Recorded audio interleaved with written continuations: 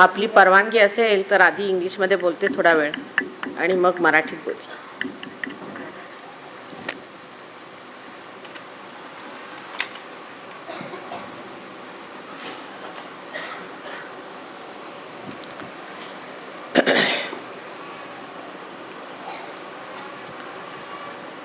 I bow to all the seekers of truth.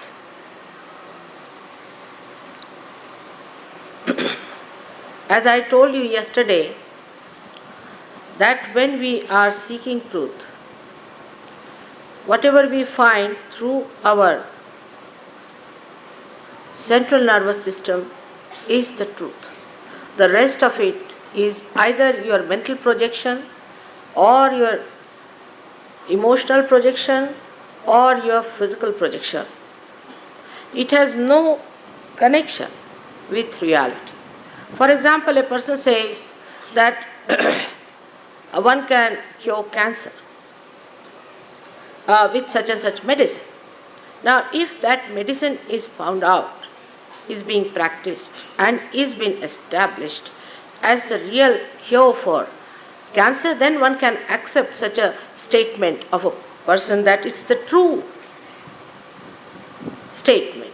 Otherwise, it is still in the process of being a hypothesis, is not the truth. But there are so many other mental projections we have, which is really sometimes very surprising, and people feel aghast with the kind of projections we use to stop the progress of human beings as a whole. First of all, we do not think human being as a whole. We think that human beings are all divided into various parts. God never created this universe with that idea. It was one world that He created.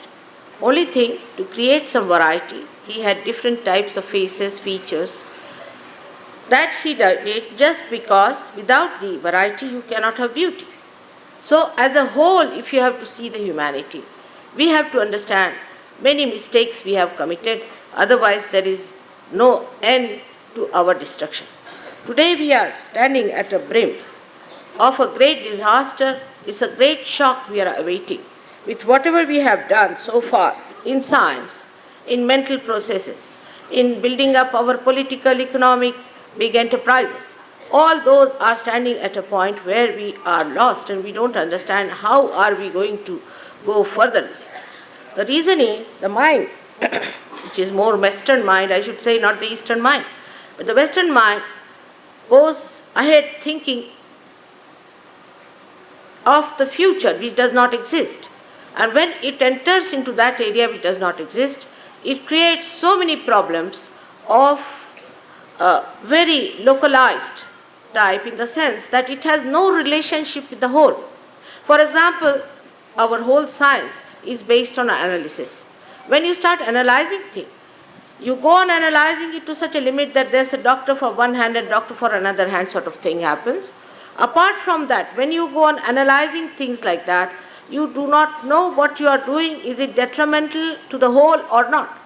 You go on developing, say, atomic energy. You go up to a point and find out that atomic energy is destructive. You develop some medicine like penicillin or sulfur or something like that. You reach a point where it is too much. It all goes to the extremes and you feel the impact of that. Like even in cancer, I've seen people go for chemotherapy. Horrible stuff. You lose your hair, everything happens in such a way that part by part you start losing your body and you exist as a cabbage. This is no cure and this is in no way connected with the whole. Sahaja Yoga deals with human beings as if they are the whole being and the whole universe as a whole. And the human being is a part and parcel of the whole. It doesn't deal with a human being as something separate, like Indians have different problems, Russians have different problems, English have different problems. It deals with them as a whole, as one community. If you do too much in one country, you might affect the other country. Like, I think it was Roosevelt, if I am not incorrect, he said that prosperity anywhere can be threat to the prosperity everywhere. It's a fact. If one country tries to develop too much on material level, then there is a threat to other countries which are depending on it or which are going lower than it. Because we do not think as a whole that how it is going to affect. Our whole system of the body also goes down like that. Now, in the beginning, I am going to tell you how medically we suffer with this kind of a treatment that we have. I have not to in any way cast anything wrong about the doctors. I have also done medicine myself and I know what one has to do about it. But there should be an open-mindedness of a doctor, that he should see that there could be a better way of understanding this medicine from a higher point of view if you can become a superior personality, what Confucius has said. To achieve that superior personality, one need not have to go to medical college or to do his other higher studies, but just it is something he has to find it within himself. It's a very simple thing to understand this, that if the tree grows too big, all Western culture is like that, it is grown too big, it must find out its roots. In the same way, if the human body has grown too much outside, it must find out its roots and also the source of its vital energies. If it cannot find it, it is definite somehow or other it will be exploded and finished. Now we think that the Western countries are very much advanced. I think they are really on the verge of destruction. The reason is they have gone so far with every kind of nonsense, like immorality. To them, morality is a nonsense. Like Mr. Freud, who was just a half-baked personality, I think, suffered from cancer, he had all kinds of complications, mentally he was absurd. Such a person was accepted as a guru for them. They even discarded Christ, because Christ said that thou shalt not have adulterous eyes. Now, how many Christians will find out like that? Impossible to find one Christian who doesn't have, who is not an Indian. Of course, Indians have very beautiful eyes, they don't have all these adulterous ideas, they are very innocent. But otherwise, you cannot find in the West one man who has got innocent eyes. The reason why Christ said this was not that he was not a medical man. He knew medicine better than so many of the doctors we have. He used to also cure people just by touching them. So why, when you have adulterous eyes, when you put your eyes outside with adultery, what do you do? You develop a very serious disease with it, which we call as the problems of the Muladhara. Problems of the Muladhara give you so many diseases which we cannot cure otherwise, which we call them as incurable. I don't want to name them because it will have an effect on people who have these diseases. Now this Muladhara is the one, the first center we have within ourselves. This is a very important center within ourselves. It's the first center. We have no map here. Doesn't matter, but you have a book. It is the, what we call the, below the triangular bone is the center. It is below the triangular bone. Now this one must understand, because the triangular bone is the house of the Kundalini, is the Muladhara itself. But the center of Muladhara is below the triangular bone, because it is the center of our innocence. This center of our innocence is the one that gives us wisdom. That gives us most of our powers. Till the end, we have to have innocence, otherwise we cannot get realization. Under these circumstances, we have to understand that when these saints told us, or people like Christ and Buddha told us that we should have innocent eyes, they meant something very much deeper. And instead of criticizing them, we should try to see why they said it. Now these centers that are within us are basically 7. There are 1001, but basically there are 7 centers. The first center is the Muladhara, is of innocence. Even a disease like cancer can be easily cured among Indians. Disease like heart can be easily cured among Indians, but very much less with the Western mind. Because the Western mind is itself is ego personified. It is so egoistical. The doctors, the patients, everybody is so egoistical. Sometimes you get really frightened of them, that it is better to talk to a dog than to talk to them. The ego is so great in the Western countries that it is impossible to tell them that this ego is keeping you out of reality. Now, it is a very, very small map and you cannot see it, but it's all right, doesn't matter. What you have to see, now that the main thing one has to see is that we have got 7 subtle centers within us. Now, the sense of morality that we lack, to begin with, thanks to the Britishers. When they were here, we never became like them. But when they have gone, now we become swatantra. Actually, swatantra means the technique of the swa means your spirit. Instead of becoming that, now we have become the tantra of the spirit in the mean, the alcohol that you get in a pub. Now, this is all the kindness of the Britishers who lived here for so many years, that they have given us the boon, that we have accepted all that they are doing, absolutely 100%, and now they are at the brink of destruction and we are going to follow them. Those people who have no sense of morality are more prone to diseases than the people who have sense of morality. I met a doctor in England and he said, I was amazed that Indians are living with all these mosquitoes and parasites and this, and they exist. Here we cannot exist. We cannot exist even for 10 days. I have got disciples who come here and they get sick when they come here because they can't bear all the so-called discomfort that they have to go through. They get mosquito bites, they get all kinds of things, and they feel horrible. They think this is sort of an aggression of some parasites on India.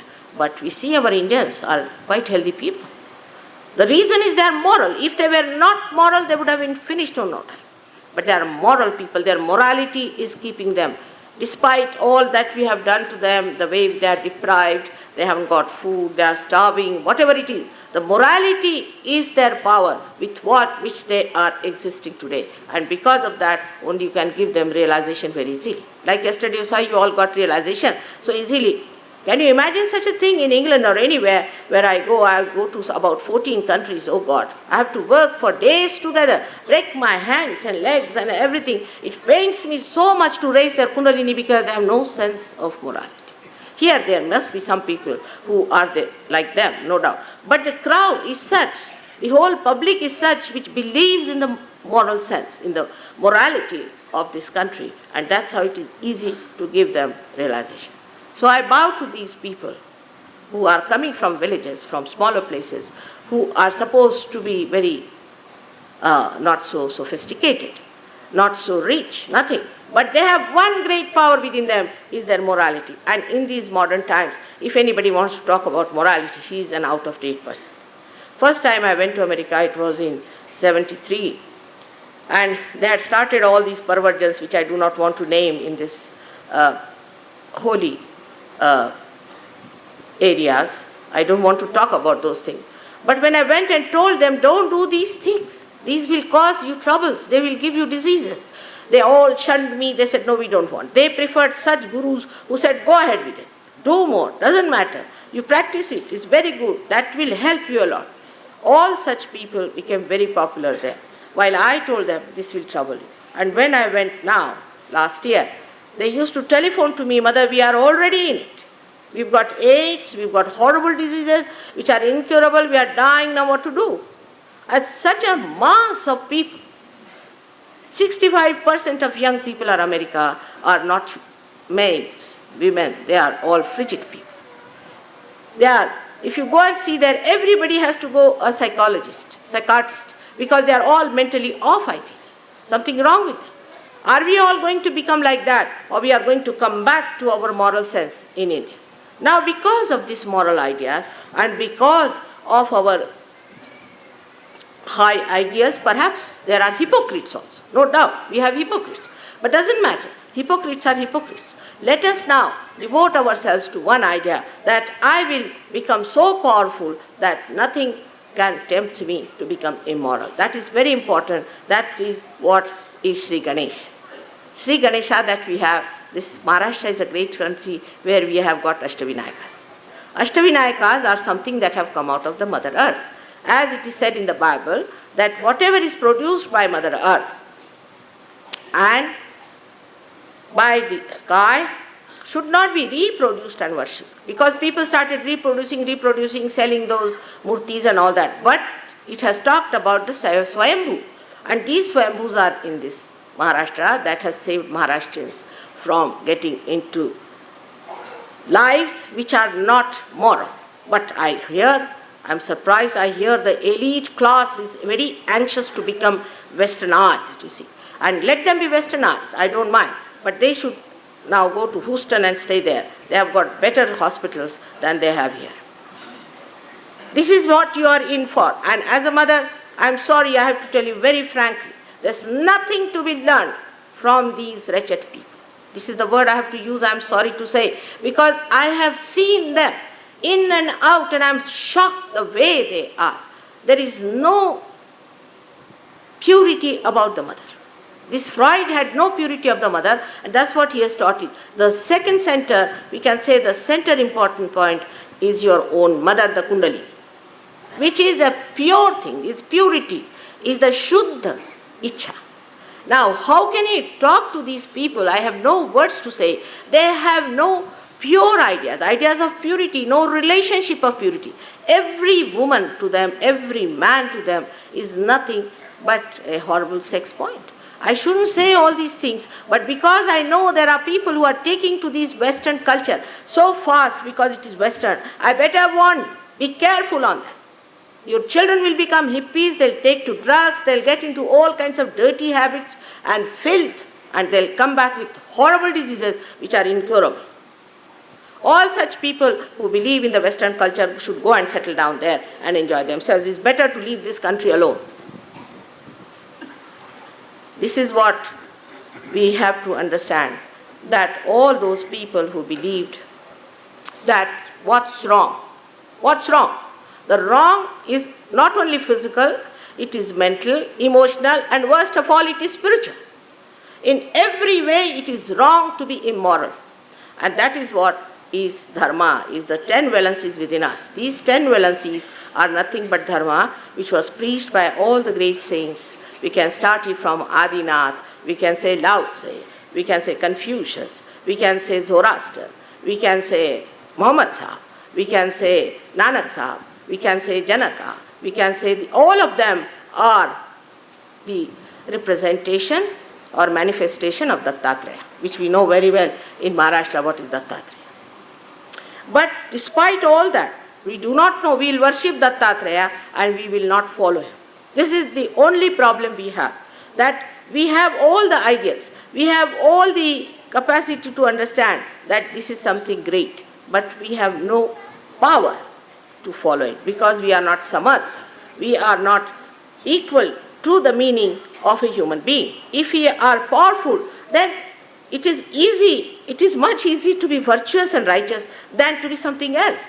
But it is not so, because people find it is easier to become nasty and violent than to be good and righteous and kind is very difficult for them, which is a natural thing for all of us to be. So this is what is the second place we come to the triangular bone of Kundalini where she resides. She resides in 3.5 coils. Now this is the residual energy I told you about. Within us as I told you, there are 3 powers, subtle powers which work out. The other day, another college friend of mine told me that they have discovered that before the thought comes in, there is the activity doesn't show in the brain. So the pre-thought activity doesn't show in the brain. That means it is coming from some subtler force. I said it is in the medulla oblongata and the brain it works out. Now we have got 3 channels. One is the channel on the right hand side as we said it, and the another on the left hand side which crosses over at the Agya and they fall down, and there is the central path of evolution within us. Now the subtler side of these 3 nadis is the first one, as I told you on the left hand side, is we call it as Mahakali power. Now for people who have never even heard the name of Mahakali is shocking. What is mother talking about? Yes, it is the Mahakali power.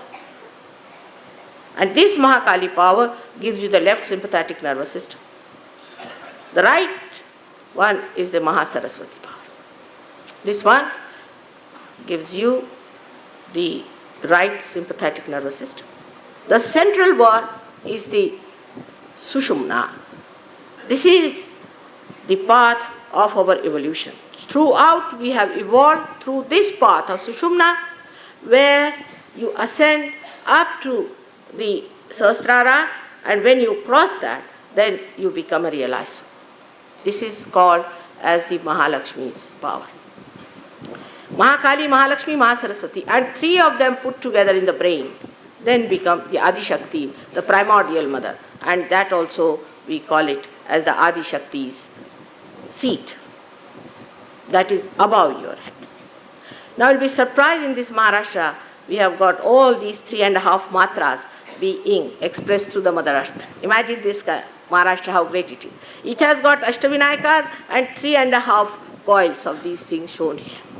Now people don't know where they are. They don't know. They are not bothered. They are so great in English, that they know more of folk and things. They know about whiskies, but they don't know about what a great blessings God has laid for us in this country. Let us come back. It's not Hinduism. It has nothing to do with Hinduism and Islam and all that. I'll also tell you about Islam. All of them have said about it. It's nothing new. In the Bible it is said, I'll appear before you like tongues of flames. Now what are tongues of flames? Are nothing but these centers. It has also talked about the tree of fire, which is a silent tree of fire. Moses has talked about it, Christ has talked about it, but the problem with people is that they don't want to see beyond their noses and want to accept everything that suits them to build up their own empires. Same about Islam, same about Sikhism, same about all the religions. People have done such a mistake. Doesn't matter. Doesn't matter. Whatever is done, can be cured, because this Kundalini is your mother. She's sitting down there. Very comfortably she's sitting down there. She's waiting for a chance to give you your second birth. Now she's your individual mother. Everybody has like a tape recorder. It is being taped, all your past and everything in that Kundalini. She's the one who's sitting down there, and when she rises, what she does, she enlightens every chakras, and in the chakras we have different deities, and those all deities she enlightens. By that enlightenment, the chakras get vitalized, and the disease is cured. There's nothing special about it. Now for angina he had, or we have so many other diseases. Let's see now what happens to the doctors. They can understand it better if I tell them about all these things. Like we can say all these chakras are expressed as plexuses outside, as gross plexuses outside which you know of. But they are on the physical level. But these chakras are dealing with your mental, emotional, spiritual, and also physical side. Now in the medulla oblongata, most of them are placed except for the Agya chakra, we can say, and the 7 chakras which have got the seats there. So the all integration takes place in the limbic area. Now this is, they say, is the chakra, and these are the left and the right side. Now when we start moving it too much, then what happens, that when we start using our sympathetic nervous too much of activity or lethargy, one of the two, then what happens, it gets broken up. The relationship with the whole is broken up, and you become on your own. One of the cells becomes on its own. That's how it becomes malignant. When it becomes malignant, you see, an ego-oriented person, if you meet someone, you become ego-oriented. A person I have known who has been very humble, good, moral, he goes to England, he talks like a horse. You just can't understand what happens to him. Because you meet other horses, you become like a horse yourself. You behave like a horse all the time. You go on behaving in such a manner that there is nothing of humanity left in you. So this is what happens, that the cell itself becomes malignant, and such cells start eating other cells, and cancer is set. Now a simple thing we do, it is a tattva, it is the principle on which we work, is this: raise your Kundalini. Once you raise the Kundalini, what happens, that the center gets vitalized, comes back to normal. Once it gets to the normal, it gets connected with the whole, you get your cancer all right. It should be all right, not necessarily in everyone, but in most of the people it can work out. But as soon as I talk about healing, that's why I didn't want to talk here, immediately everybody will try to find out how many relations they have got who are sick, and bring all of them on my head to be cured. This is not the point. The point is you have to become the doctors yourself. As Mr. Mehrotra has told you very kindly, that you have to become a realized soul and you can cure them. Mother doesn't have so much time, so let us do it that way. You all can become doctors, even a little child knows it, because what happens that when you become a realized soul, then your fingers, your fingertips can feel the centers of another person and of your own. They know what's the problem with another person is. You need not tell that person that you have got cancer, but you know. You know if somebody is going to die, what happens. These things are to be decoded. That's what only I have done, is to decode it. Because I had to decode, that's my job. After decoding, you must practice it and see for yourself that these fingertips, 5, 6 and 7 are the 7 centers. These 5, 6 and 7 are 7 centers of the right hand side. Now if you put them together, they form 7 centers like that. So you can find out if the person is suffering on the emotional side or is suffering on the physical and mental side, you can find out on your fingertips. Only thing you have to know is the permutations and combinations, how it is working out, what happens. For example, for angina, now is a left Vishuddhi, as we call it, on the left side, left Vishuddhi and the heart. If these two combine, then you get an angina. Angina is caused by lethargic heart that becomes lethargic. It cannot produce any more pumping. Because sometimes the arteries are thickened and all those things. But it is not difficult to cure it, because if you can put your effect on the Kundalini to come up here and make it rise, it will work out. Like in his case also, same thing happened, that when Kundalini came up to the Vishuddhi chakra, you see, the heart tried to, it is a combination. The heart pushed, because heart got the information, it pushed itself out and the whole thing opened up. And I knew that he was all right, so I got into the car and went away, but he felt quite nervous. How is it she's just gone away? Because I knew he was cured. You can know, you can cure. The other day, somebody came to me and he said he has got angina, he was very serious and he had to go to Houston. I said, all right, I treated him and he was improving. I said, it will take some time, but he couldn't help it, he came to London. Again, I treated him. I said, you're all right. Believe me, you're all right. There's nothing wrong with me. So I went to Houston despite all that. And the Houston people said that all your tests are wrong. It's all hospital's mistakes. This, and he went to the best hospital in Bombay. So it is nothing special. It's nothing great. I can tell you this much. It is only that you have to use your residual energy to come up and then connect you to the mains, so that your energy is all the time flowing into you. You feel the energy all the time, like when you are going in the car and the car is filled with petrol, but it goes being used up and you find that petrol is finishing. Then you get worried and you get attention about it. But supposing there's a way or method where you can have eternally petrol running into your car, you are not bothered. But this is not the only thing happens. So many things happen, which I will tell you in Marathi language later on. I hope you don't mind, because I think we should come to some language compromise. I must say, you are all living in Maharashtra, and Marathi language is one of the most enriched language as far as Kundalini is concerned. Thank God I was born in Maharashtra, I say, because not only about Kundalini, but it's a very rich language. And the plays and everything so full of moral values. Such a beautiful, of course now we have some horrible people who are trying to copy the West people, and some intellectuals are going down. And there are some, of course, very rigid old style people also. But in between, if you see, it's a beautiful language and one should try to learn it. It's, all my disciples are trying to learn Marathi language. I don't say it should become a national language or anything. Hindi itself is a very great language, no doubt. We should have a national language. But those who are living in Maharashtra should know Marathi language, which is such a literary language, it's such a cultured language that if you know it, I mean, it is so great and deep you cannot imagine, that the whole thing is so historical. The Maharashtri was the first language that came out of the first Prakrit. First the Sanskrit, then the Prakrit, then the Sanskrit, and then came the Prakrit. In that second Prakrit came out, the first language was Maharashtri, Magadhi, Paishachi, all these 5 languages, out of which the Maharashtri remained the same, the other languages took other forms. So it's the original language, and people have worked very hard on Kundalini in this part of our country, which is such a rich heritage we have. Of course, we have some rigid people who talk too much, who read too much, who are eccentric, who I know all that has to be a part of it, you cannot help it.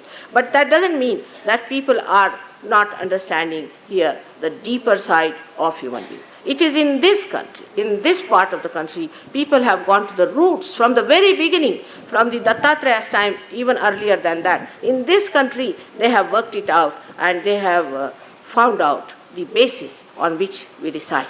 So it's a very great thing that we have got people like Markandeya, we had people like Shandilya, we had people, very great people we had, we can say those who gave realization to Indras and all those things. So this is what, this country is the place where the Nathas, where Machinder Nath, Gorakhnath, all these people lived in this country where they worked for the Sahaja Yoga, where they gave realization to people in a very sacred manner. Because it was so sacred, they kept it a secret also. And they worked it out. They didn't talk about religion. They talked about giving realization of Atmabodha. And one of them who came out very well from the south is Shankaracharya, who talked about Atmabodha throughout. But you'll still find people will bring a book of Shankaracharya and argue with me and discuss with me, but not understand what he has said.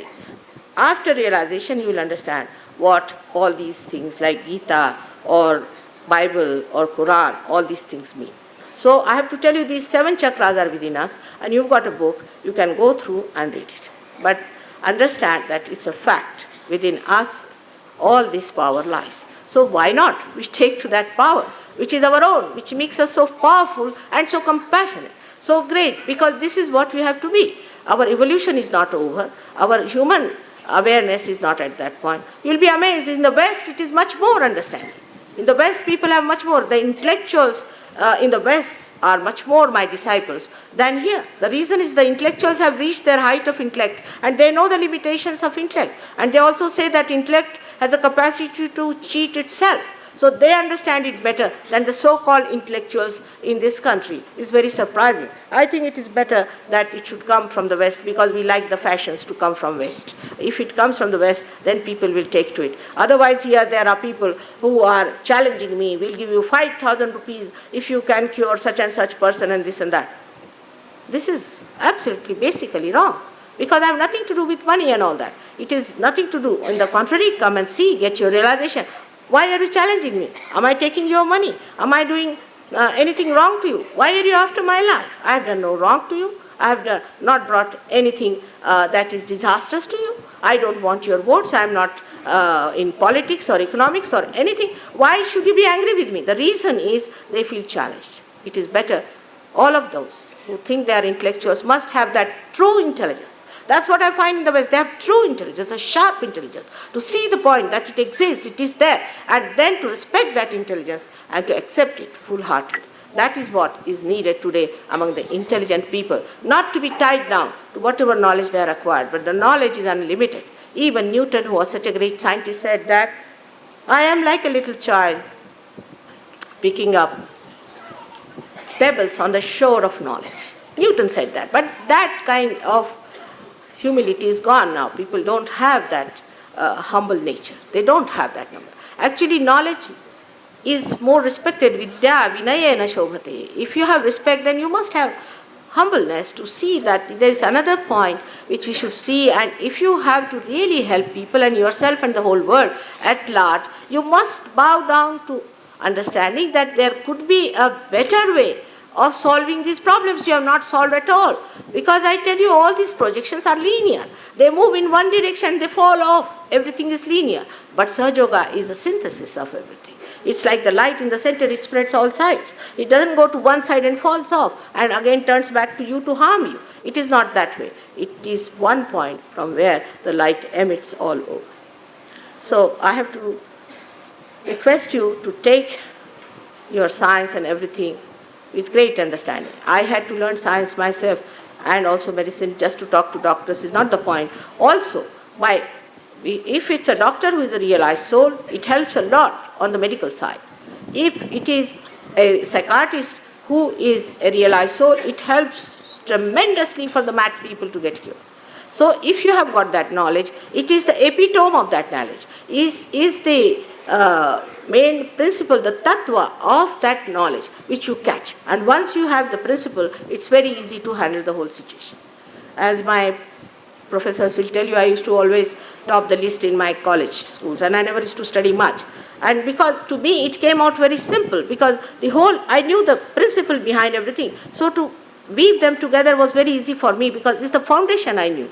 In the same way, it should be easier for people who get into Sahaja Yoga, get their realization, forgetting their education for the time being, and then coming back to their education to use it for a better purpose of treating the whole. May God bless you all.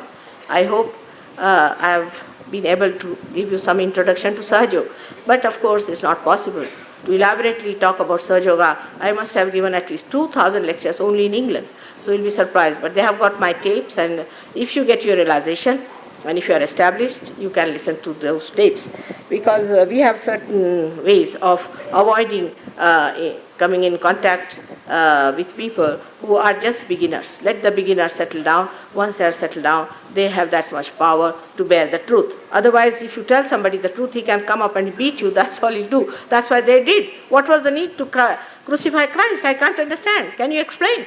No need at all. What was he doing? He did no wrong. And because he did no wrong and he was crucified, in the same way it is tactful now to go slowly about people. So first of all, you have to settle down in Sahaja Yoga, and then you can get the complete knowledge about Sahaja Yoga. There are certain books which we do not give to people because we don't think that they can read it and understand it and bear it. So after some time, they can read it. But I appeal to all the intelligentsia of Pune city, because it is the center of intelligence in Maharashtra, to stand up to this and to see for themselves. I have not done any studies. I have not read any books. I have done nothing of the kind. I have just read that compassion is the greatest power. And I have just known the methods of compassion and love. And I have worked it out with that compassion, which is not attached to anything. It has no repayment. It has no advancements. It has no asking. It is just there. It just emits. It just works out. That's all I know. I don't know all these big books. When people tell me Gyaneshwar is like that, Gita is like that, and Shankaracharya said that, I hear from others. But I don't read. I have no time to read anything.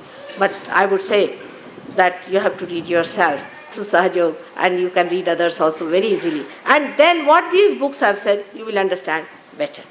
May God bless you again, and I hope you will sit down for a while to listen to me in Marathi language.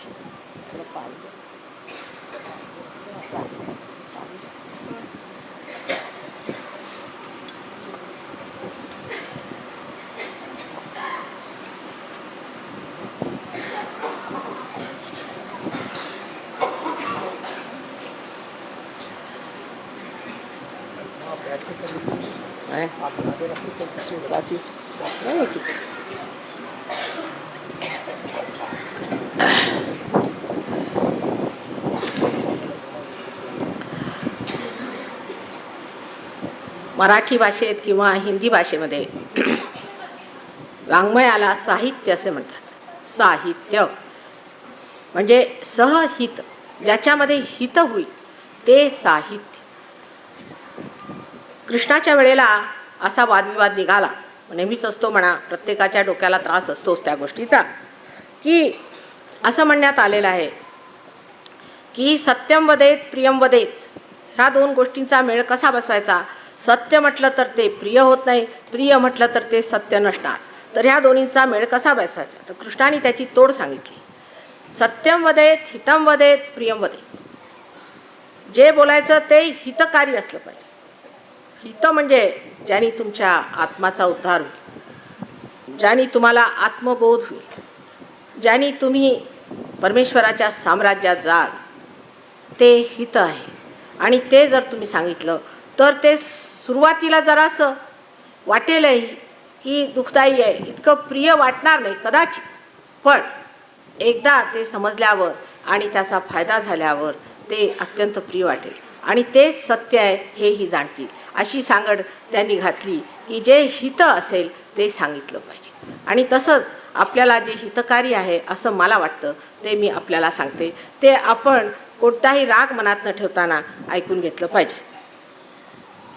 महाराष्ट्रामध्ये आईची भूमिका फार जबरदस्त असते आणि लोक आईला फार मान देतात. ही एक मोठी परमेश्वराची कृपा आहे आणि त्या कृपेतच मी एक आई स्वरूप तुम्हाला काहीतरी 2 गोष्टी सांगितल्या, तर त्याबद्दल आपण वाईट वाटून घेतलं नाही पाहिजे. सर्वात मुख्य म्हणजे मला सांगायचं आहे की धर्माच्या बाबतीमध्ये महाराष्ट्रात पुष्कळशा आपल्या इथे अशा गोष्टी आलेल्या आहेत की त्यांनी सगळ्या गोष्टींचा विपर्यास होऊन धर्माला फार वाईट रूप लागलेलं आहे. आता आपण सामाजिकदृष्ट्या जर विचार केला तर समाजामध्ये आपल्यामध्ये आजकाल बायकांना ज्या तऱ्हेने वागवण्यात येतं ते म्हणजे पण लक्षात कोण घेतं वगैरे जे आपटे साहेबांनी त्यावेळेला लिहिलेलं होतं त्याची परत परत मला वाटते इथे उजळणी होत आहे. माझ्याकडे अशा कितीतरी मुली येतात ज्यांचे नवरे त्यांना मारतात, त्यांच्या घरात दुसरे तास असतात, तरुण मुलींना छळणं, आईवडिलांना छळणं हे अजूनसुद्धा आपल्या महाराष्ट्रात चालू आहे. त्याला कारण काय? त्याला कारण असं आहे की मनुष्य अजून प्रेम करायला शिकलेला नाही. प्रेम करायला सांगता येत नाही, त्याला सहयोग पाहिजे. सहयोग झाला म्हणजे मनुष्यामध्ये एक तऱ्हेची प्रेमाची अत्यंत उत्स्फूर्त अशी भावना आहे आणि त्या प्रेमामध्ये तो सगळं काही हे असं क्षुद्र आणि दुष्ट सगळं काही विसरून जातो. आपल्यामध्ये एक चक्र असतं, त्याला आम्ही इथे हृदयचक्र असं म्हणतो. त्या हृदयचक्रामध्ये जगदंबेचं स्थान आहे. जगदंबा ही सर्व जगाची आई, तशीच ती सर्व दुष्टांचा नाश करणारी आणि प्रतिकार करणारी अशी फार मोठी शक्ती आहे. ह्या जगदंबेचं जेव्हा आपल्यामध्ये विस्मरण होतं तेव्हा आपल्यामध्ये अनेक रोग तयार होतात. पैकी जेव्हा बायकांमध्ये जगदंबा आहे किंवा नाही अशी शंका उत्पन्न होते आणि त्या भिवू लागतात ह्या अशा आचरणामुळे, तेव्हा त्यांच्यामध्ये ब्रेस्ट कॅन्सर वगैरे सारखे रोग होतात. आता याला सायंटिफिकली काय सांगायचं ते असं की ते स्टर्नम म्हणून एक हाड आहे. ह्या हाडामध्ये अशी शक्ती आहे की 12 वर्षाच्या वयापर्यंत पुष्कळशा अँटीबॉडीज म्हणून तयार होतात आणि त्या सर्व शरीरात पसरून प्रत्येक जुलमाचा, प्रत्येक कोणत्याही आतताईपणाचा प्रतिकार करत असतात. पण ह्या ज्या पेशा आपल्यामध्ये तयार होतात त्या खरोखर म्हणजे अंबेचे, आपल्याला माहिती आहे की ती भ्रमरांबा म्हणून मानली गेली, तिचे भ्रमर आहेत. आणि जेव्हा कधी ह्या इथे तिला त्रास होतो किंवा तिचा लोप होतो त्यावेळेला हे जे हाड आहे स्टर्नम ते हलू लागतं. ते हलू लागल्याबरोबर सगळ्या शरीरामध्ये असा मेसेज जातो, असा संदेश जातो की आता तुम्ही सज्ज व्हा. पण जेव्हा तुम्ही एखाद्या माणसाला इतकं निकृष्ट पद्धतीने वापरता आणि त्याला इतका त्रास देता तेव्हा त्याचा विश्वासच त्या आईकडनं हटतो. आई आहे असं वाटतच नाही. जर आई असती तर इतका मला छळ कसा होतो. आणि त्यावेळेला हे रोग सुरू होतात. तेव्हा एखाद्या बाईला जर ब्रेस्ट कॅन्सर झालेला असला तर तेव्हा समजलं पाहिजे की कुणीतरी तिच्यावर फार जुलूम केलेला आहे. पण एखाद्या माणसाचा हार्ट अटॅक आला तर आपण असं म्हणतो की जर हार्ट अटॅक आला तर आपण त्याच्याकडे फार दयाद्र दृष्टीने पाहिलं पाहिजे. त्यापैकी 2 तऱ्हेचे हार्ट अटॅक्स असतात. एक तर हार्ट अटॅक असा असतो ज्याला आम्ही ओव्हर ॲक्टिव्ह हार्ट अटॅक असं म्हणतो. जो मनुष्य फार काम करतो, ज्याचं लक्ष परमेश्वराकडे नाही, सारखं धावत राहायचं, पैसे कसे कमवायचे, वेड्यासारखं धावत राहायचं सकाळपासून संध्याकाळपर्यंत, हेच एक काम ज्याला असतं त्या माणसाला हार्ट अटॅक येऊ शकतो. त्याला कारण असं की त्याच्यामधला जो शिव आहे हृदयातला तो रुजतो. दुसरा लिथार्जिक हार्ट ही दुसरी स्थिती आहे. त्याच्यामध्ये मनुष्य काही अशा लोकांच्याकडे जातो जे लोक त्याच्यावरती भुरळ घालतात किंवा त्याला वाईट मार्गाला लावतात किंवा काहीतरी त्याला वाईट शिकवतात. त्याच्यामुळे त्याच्या हार्टची शक्ती नष्ट होत जाते. अशा ह्याची शक्ती जेव्हा नष्ट झाली म्हणजे एक लिथार्जिक हार्ट तयार होतो, त्यांनी दुसऱ्या तऱ्हेचे रोग. आता आपण आपल्या घरामध्ये गणपतीचा फोटो ठेवतो, पण एका डॉक्टराला हे माहीत नाही की हा गणपती आपल्याला किती मदत करणार आहे, ह्या गणपतीमुळे आपण किती रोग ठीक करू शकतो, हा गणपती म्हणजे काय आहे. तसंच कृष्णाला आपण फार मानतो. आता त्यांनी इतकं सुंदर गाणं म्हटलं, नटवर कृष्णा समान. हे मी लहानपणी ऐकलं होतं, मला बालगंधर्वांचं मला ते सगळं आठवलं. त्यावेळची स्थिती वेगळी होती म्हणा आपल्या महाराष्ट्रात, आता जरा वेगळी दिसते. पण तरीसुद्धा म्हणजे कृष्णाचं जे स्थान आहे आपल्यामध्ये, त्या कृष्णाच्या स्थानामध्ये धन्वंतरी बसलेला आहे. ही गोष्ट खरी आहे. कृष्ण हा धन्वंतरी आहे आणि त्याच्या धन्वंतरी तत्वाला जेव्हा तुम्ही जागता तेव्हा तुमचे अनेक रोग नष्ट होतात. आपल्याला सांगायचं म्हणजे आता दत्तात्रयांचे जेवढे शिष्य आहेत त्यांच्या पोटात दुखतं. का दुखतं? खरोखर म्हणजे दत्तात्रेयच आपल्या पोटात बसलेले. तर ते दत्तात्रेय आपल्यावरती रागवले. कशाला? कारण दत्त दत्त म्हणून त्यांचं सारखं नाव घेतात म्हणून. कारण असं आहे की कोणाचंही नाव घ्यायचं तर त्याला काहीतरी धार्जिण्य पाहिजे, त्याला काहीतरी रीत पाहिजे, त्याला काहीतरी प्रोटोकॉल पाहिजे. आता तुम्हाला जर समजा तुम्ही राजीव गांधीचं नाव घेत त्याच्या घरात पोचले तर तुम्हाला अरेस्ट करतील पोलीस. तशातली स्थिती आहे. आपलं जोपर्यंत आजपर्यंत कनेक्शन परमेश्वराशी झालेलं नाही, संबंध झालेला नाही, आत्मबोध झाला नाही, तेव्हा उगीचच माळ जपत बसल्याने परमेश्वर मिळणार नाही. उलट तुम्हाला अनेक त्रास तुमच्या शरीरात होतील. त्याचा संबंध डॉक्टर लावू शकत नाही, पण एक सहयोगी लावू शकतो. एक आमच्या इथे फार मोठे सहयोगी आहे, ते गणपती भक्त आहेत आणि फार चांगले सहयोगी होते. पण त्याला प्रॉस्टेटचा त्रास झाला.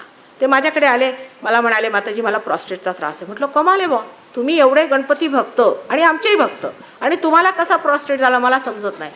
तर मला म्हणायला आले की माताजी मला हे समजत नाही, मला हा गणपती कशाला रागवला. प्रॉस्टेट हा गणपती कंट्रोल करत असतो. तर त्या दिवशी आमच्याकडे म्हणजे आम्ही सगळ्यांना चणे देत असतो, तो प्रसाद होता, त्यांनी चणे दिला. ते इकडे तिकडे बघायला आले. म्हटलं झालं काय? म्हणे आज संकष्टी आम्ही कसे चणे खायचे. म्हटलं असं का?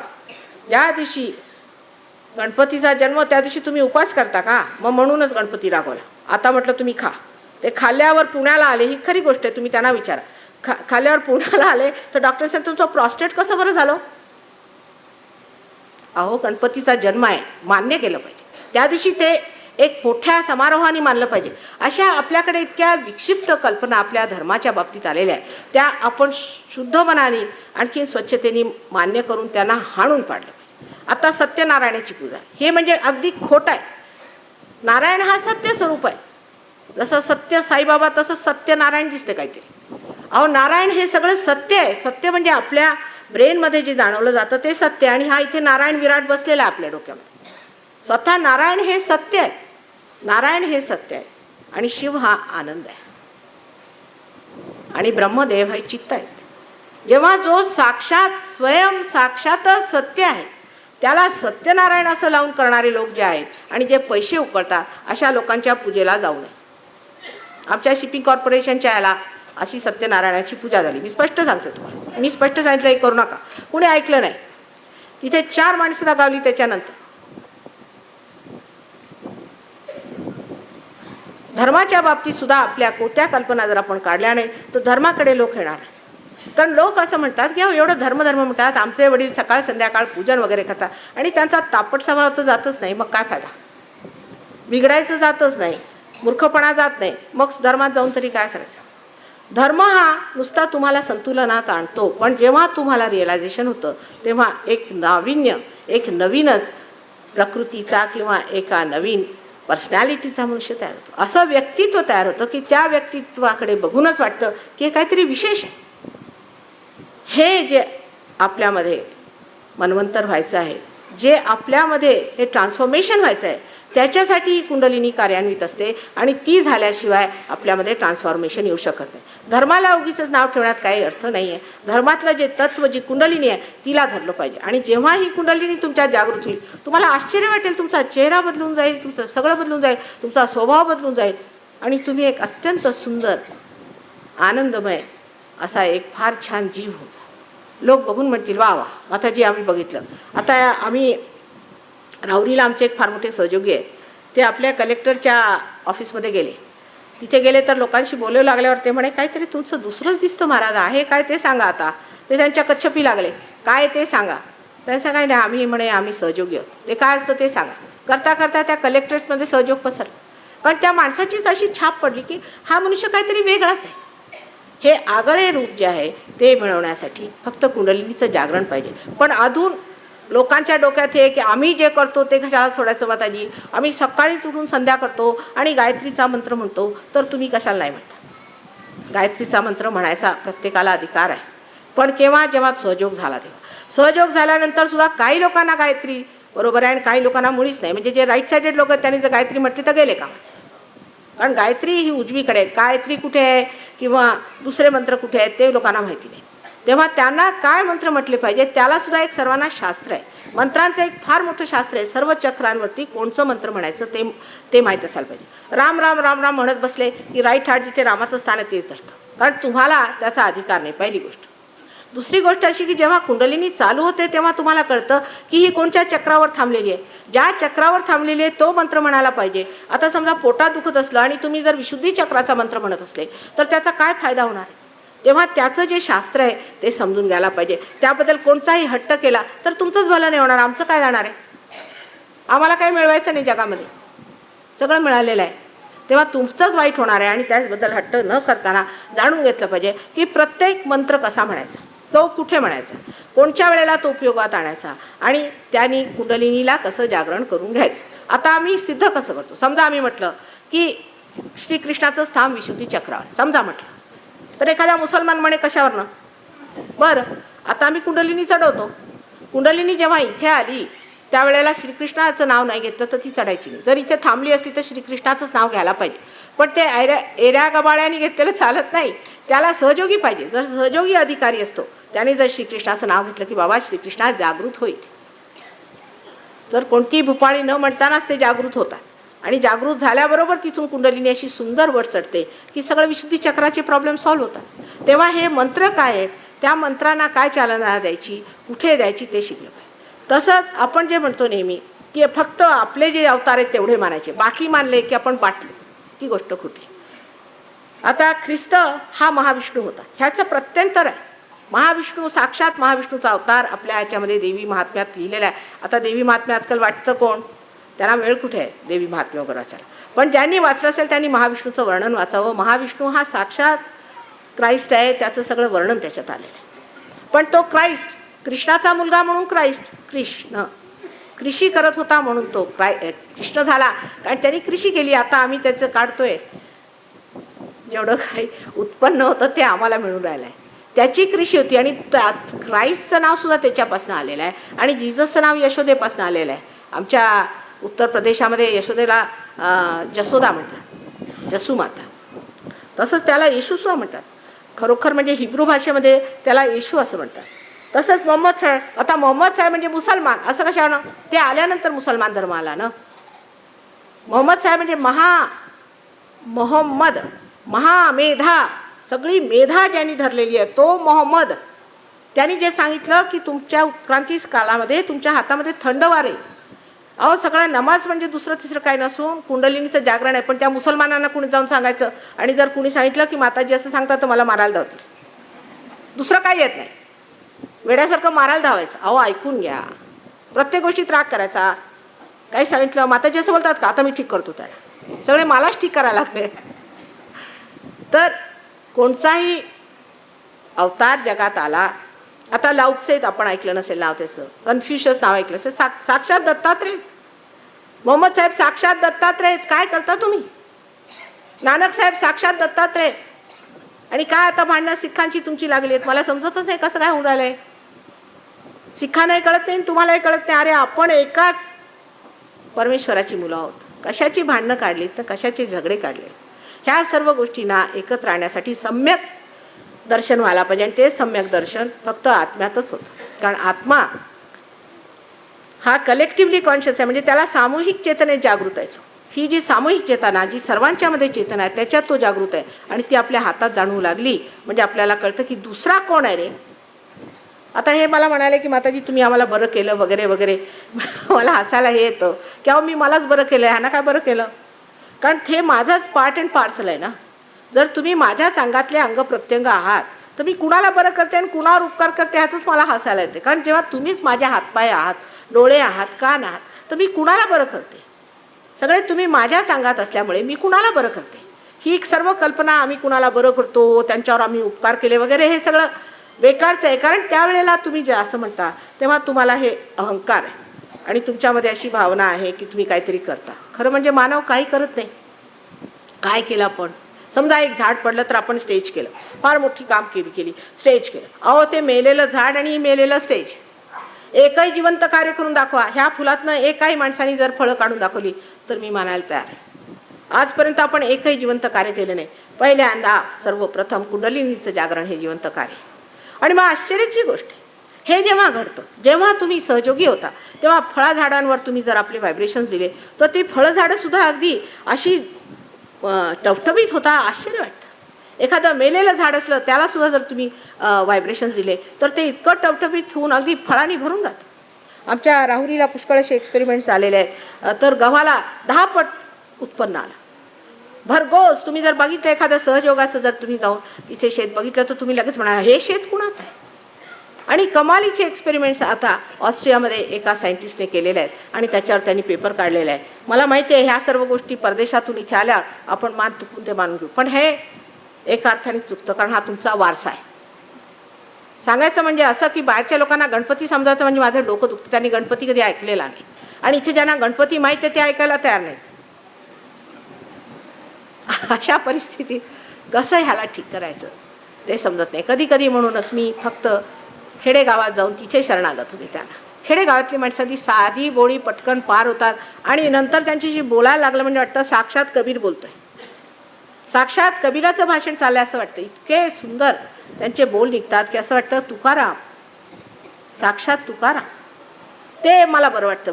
आणि इथल्या शहरातल्या लोकांची इतकी गुंतागुंत, डोकं इतकं त्यांचं खराब झालेलं असतं की त्याला ठीक करणं, शांत करणं, परत ठिकाणावर आणलं, परत परत रस्त्यावर बसवणं म्हणजे फार कठीण काम.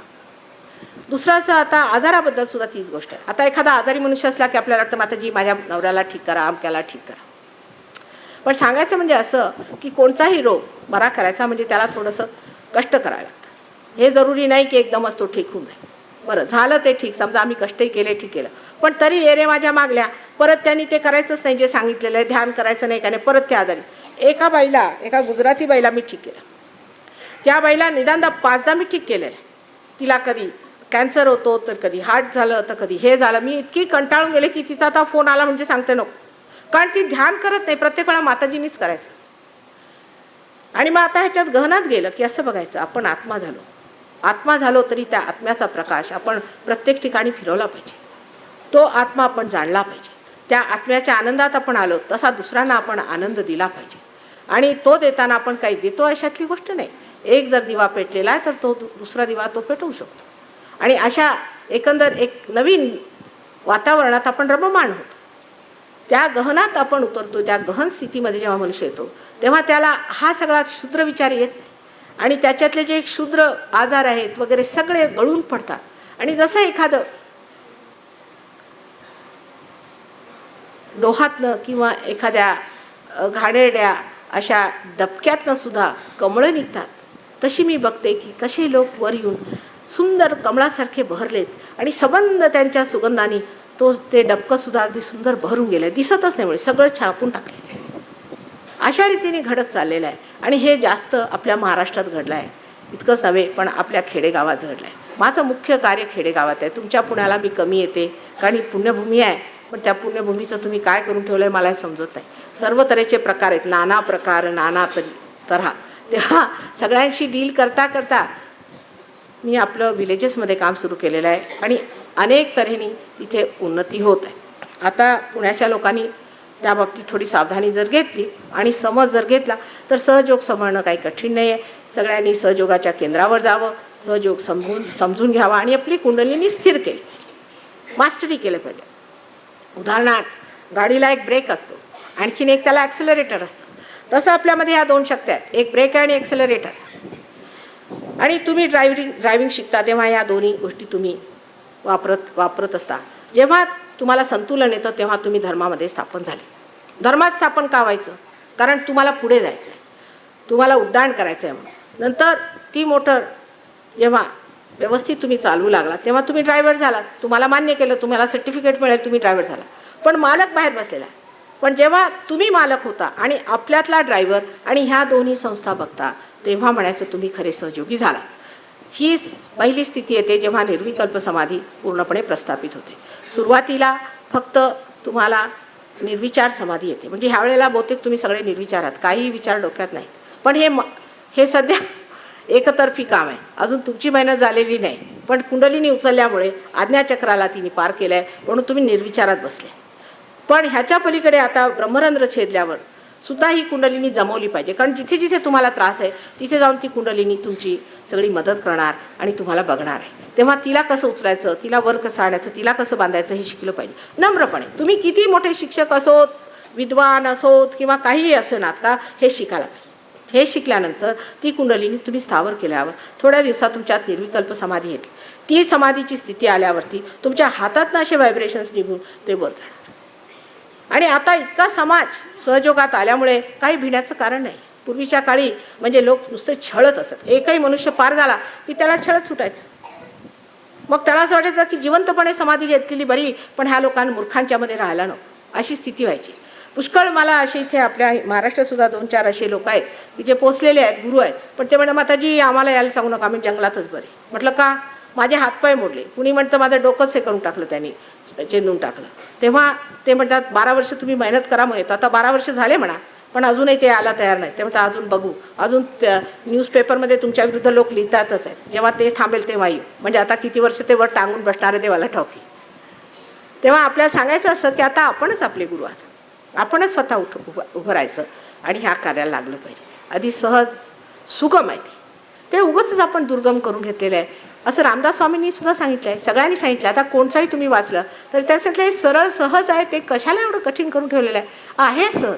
पण आपण सहज नाही, आपणच आडवाटीन जाणार. आता जेवणाचं इतकं सोपं असताना जर आपण इकडून घास घ्यायचंच म्हटलं तर मग काय करणार मनुष्य? अहो सरळ इथून घ्यायचा असा घास, ही गोष्ट आहे. साधी गोष्ट जी आहे त्याला उगीच कठीण करून घेतलं, कारण आम्ही फार शिष्ट आणि आम्हाला फार बुद्धी, म्हणून तुम्ही करा आता इकडनं खा, काहीतरी आणखीन मार्ग काढा खाण्याची. त्याला काय करतं? पण खरा साधा मार्ग हा आहे, तो अवलंबला पाहिजे. हा सहज मार्ग आहे. ह्या लहानशा थोड्याशा वेळामध्ये जास्त बोलता येत नाही, सांगता येत नाही, प्रत्येक चक्रांवर मी बोलू शकत नाही. पण मी मराठीतसुद्धा अनेक भाषणं दिलेली आहेत. तेव्हा आपण जर उत्सुक असला तर आधी सहयोगात रमलं पाहिजे आणि त्याच्यानंतर मग आपल्याला आमची भाषणं ऐकायला मिळतील व इतकंच नव्हे पण पुस्तकंसुद्धा मिळतील. पण आम्ही थोडंसं या बाबतीत धार्जिण्य ठेवतो की आधीच दिलं तर भूताच्या हाती कोलीत होतं, तसं नको. म्हणून आधी सुरुवातीला मनुष्य जरा ठीकठाक झाला, त्याला निर्विकल्प समाधीत आला, म्हणजे मग त्याला पुढच्या गोष्टी आम्ही हळूहळू सांगू लागतो. काही माझं चुकलं असेल किंवा तुम्हाला काही दुखवलं असेल तर क्षमा करा. मी तुमची आई आहे, जे सांगायचं ते खरं सांगितलं. जरी तुम्हाला आता दुखवलं असेल तरी जाणलं पाहिजे की आमच्या भल्यासाठी बोलते, जे आमचं भलं होईल, सगळ्यांचं कल्याण होईल. ह्या सर्व संसाराला मी सुखाचा करीन असं म्हटलं पाहिजे. ह्या सर्व संसाराला मी सुखाचा करीन, ही माझी एक इच्छा आहे. तुम्ही माझी मदत करावी, हीच मला आपल्याजवळ मागणी.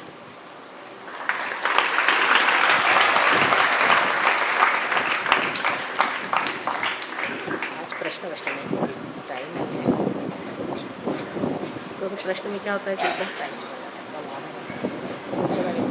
सवाल काल काही लोकांनी प्रश्न विचारले होते, म्हणजे लिहून दिले होते, त्यांची मी आज उत्तरं दिलेली आहे. आणि आज परत जर प्रश्नांचं सुरू झालं तर पुष्कळ वेळ जातो आणि पुष्कळ वेळ मोडतो. आणि म्हणूनच काल मी म्हटलं होतं की दर्शन नाही म्हणजे झालं महाराष्ट्रामध्ये म्हणजे 4 दिवस जेवण न दिल्यासारखं होतं. त्यांची तोंडं इतकी सगळ्यांची उतरली की म्हटलं बरं बा करून घ्या दर्शन, पण मग फार वेळ होतो सगळ्यांना. म्हणून आज आपण प्रश्न नाही करू. जर ज्यांना प्रश्न वगैरे असतील त्यांनी प्रश्न लिहावेत, व्यवस्थित आम्हाला पाठवावेत, त्याची आम्ही उत्तरं देऊ. त्याच्यासाठी आम्ही काही नाही म्हणत नाही, पण सध्या सगळ्यांचा वेळ घेऊ नये आणि त्यांचा वेळ मोडू नये.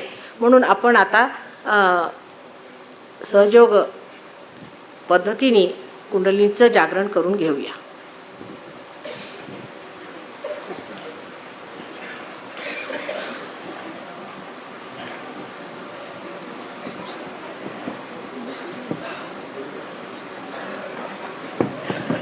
इथे ठेवा, इथे सुंदर बना है. निगुण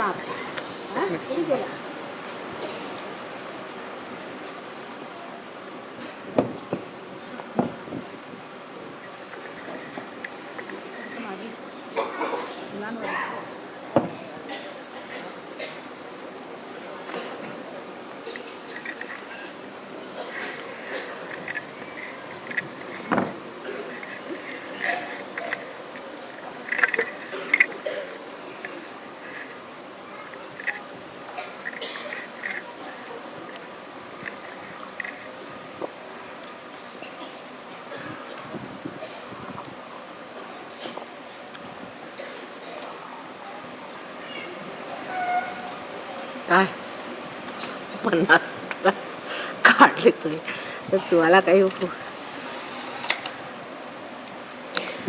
ते आहे ना लागलेलं कच्छपी माझ्या.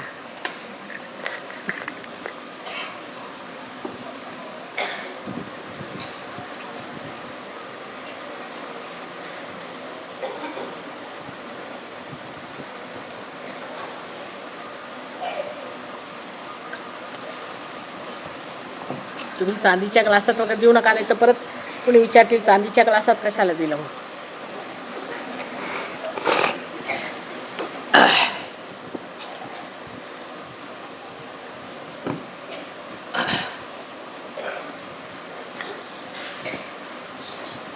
आता सगळ्यांनी चष्मे वगैरे काढून ठेवावेत, कारण डोळ्यालाही फरक पडतो ह्यानी, पुष्कळ डोळे बरे होतात.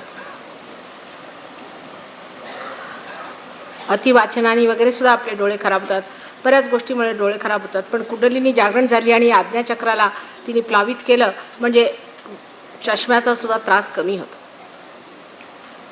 संपूर्ण वेळ आपल्याला आता डोळे मिटून बसावं लागणार आहे, तेव्हा चष्म्याची काही गरज नाही. काल सांगितल्याप्रमाणे डावा हात माझ्याकडे करायचा आणि उजव्या हाताने क्रिया आहे. डाव्या हाताने इच्छा आणि उजव्या हाताने क्रिया आहे. आता डावा हात असा ठेवायचा, मांडीवर आरामात ठेवा. जे लोक खाली बसले त्यांनी असा ठेवायचा, जसा जमेल तसा, पण आरामात. काही असा त्रास करून घेऊ नये, कारण मग असं वाटतं की हात दुखतोय किंवा काही, म्हणून असा हात ठेवू.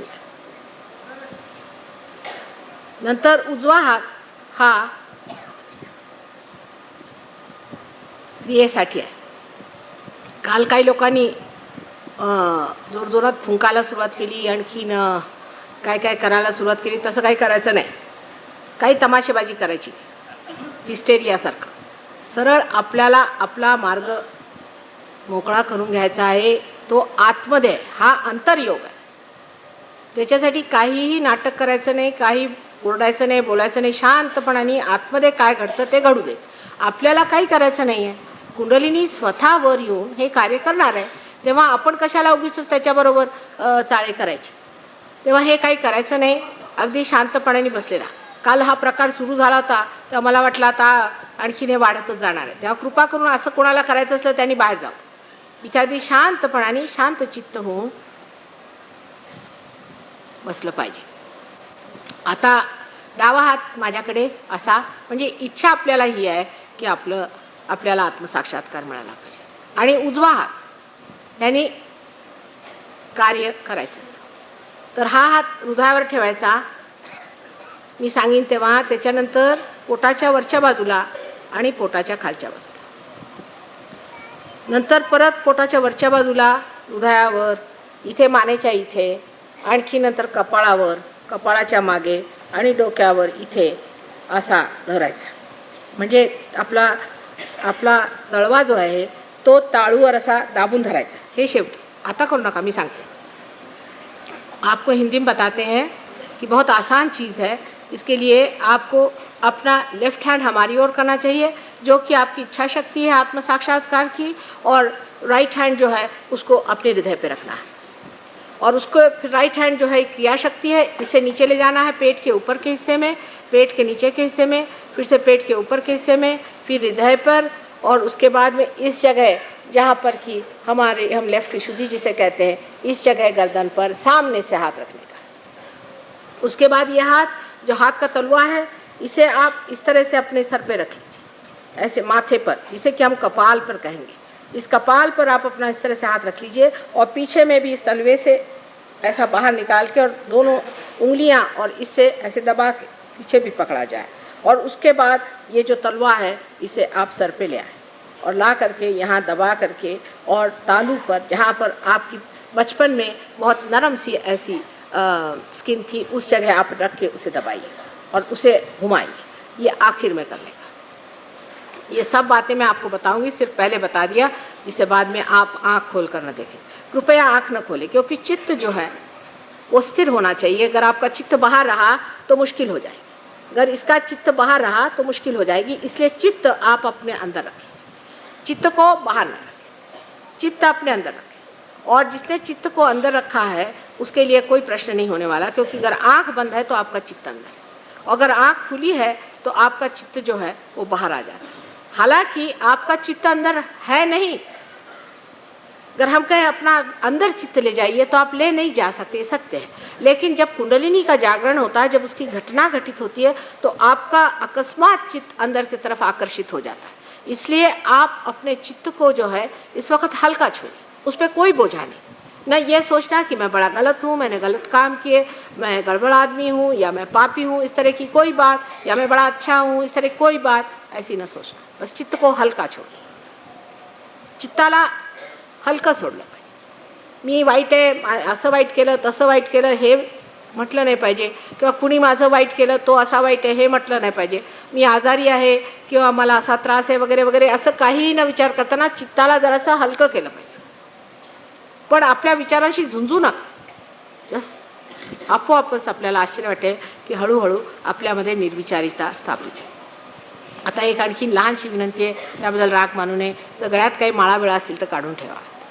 मंगळसूत्र काढू नये किंवा बायकांची आभूषणं ठीक आहे, पण बाकी माळा काढून ठेवा, रुपा कोणत्याही प्रकारची, म्हणजे ती शिर्डी साईनाथांची असो किंवा कोणाची असो, ती काढून ठेवा।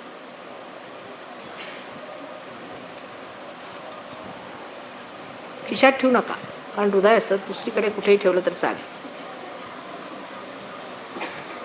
वाईट वाटून घ्यायचं नाही, त्याला कारणं कळतील तुम्हाला काय, त्याच्यात चूक काही नाही, पण काढून ठेवलं पाहिजे। विशुद्धी चक्राला थोडा बोझा होतो। काही मंत्र म्हणायचा नाही, काही जाप म्हणायचा नाही, काही नाही। नंतर ही सगळे मंत्रसिद्धी आपल्याला येईल जेव्हा आपण हे सगळे मंत्र शिकून घ्या आणि आपल्या लक्षात येईल की हे आतापर्यंत आपण करत होतो ते एकाच ठिकाणी जे बसलो होतो ते बरोबर नव्हतं।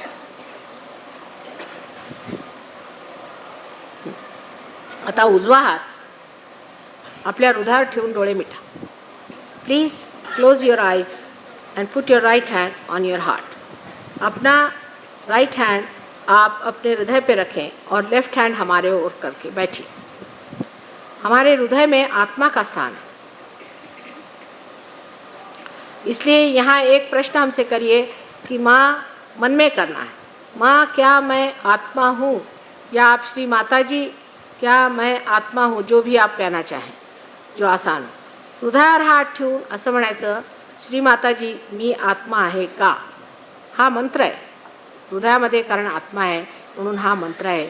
म्हणून हृदयावर हात ठेवून असं म्हणायचं की मी आत्मा आहे का? मी आपल्याला आधी सांगितलं की जेव्हा आपलं चित्त आत्म्यापासून हटतं तेव्हाच कधी कधी आपल्याला हार्ट अटॅक येऊ शकतो, किंवा कधी कधी आपल्यावरती जर कोणाशी भुरळ पडली असेल तर येऊ शकतो। म्हणून मी आत्मा आहे, आत्मा हा निसंगात असतो, म्हणून मी आत्मा आहे असं म्हटलं पाहिजे। हृदयावर हात ठेवून मी आत्मा आहे का असा प्रश्न मला विचारा।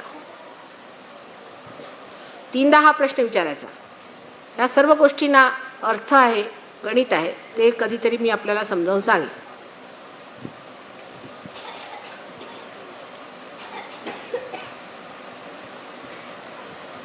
डोळे उघडू नये, चष्मा काढून ठेवावा, डोळे उघडू नये। आणि जर पोटाला वगैरे काही घट्ट असलं तर थोडं हलकं करावं, जर त्यांनी अडसत असेल तर, नाही तर राहू द्यावं। नंतर हा उजवा हात डावीकडे पोटावर वरच्या बाजूला ठेवायचा आणि सगळी बोटं थोडी रोवून धरायची। राइट हैंड आप कृपया नीचे पेट पर ऊपर के हिस्से में लेफ्ट साइड में रखिए और उंगलियां ज़रा गाढ़ करके। ये चक्र गुरु पद का है। आप स्वयं अपने गुरु हैं अगर आप आत्मा हैं तो। और आपने क्योंकि मुझसे सवाल किया था कि माँ क्या मैं आत्मा हूँ, तो दूसरा सवाल आपको पूछना चाहिए कि अगर मैं आत्मा हूँ तो क्या मैं अपने स्वयं का गुरु हूँ? मी म्हटलं होतं की मला प्रश्न करा की मी आत्मा आहे का, हे गुरुचं स्थान आहे। म्हणून इथे आपण मला असं म्हटलं पाहिजे, त्याच्याबरोबरच हा प्रश्न उभा राहतो की जर मी आत्मा आहे तर मी माझा स्वतःचा गुरु आहे, तर तेव्हा असं म्हणायचं की माताजी मी स्वयंचा गुरु आहे का, असा प्रश्न 3दा विचारा। याचा अर्थ असा नाही की आपण सर्व सद्गुरूंना मनाई केली, उलट त्यांचा मान आहे, कारण त्यांनी आपल्याला हा मान दिलेला आहे। त्यांच्याचमुळे हे कार्य घडतं आहे, त्यांनीच हे सगळं आपल्यामध्ये करून ठेवलेलं आहे। आपल्या उन्नतीमध्ये त्यांनीच ही जागा आपल्यासाठी बनवलेली आहे, तेव्हा त्यांचे उपकार मानून हा प्रश्न विचारायचा। सर्व संत साधूंची ह्याच्यात मेहनत।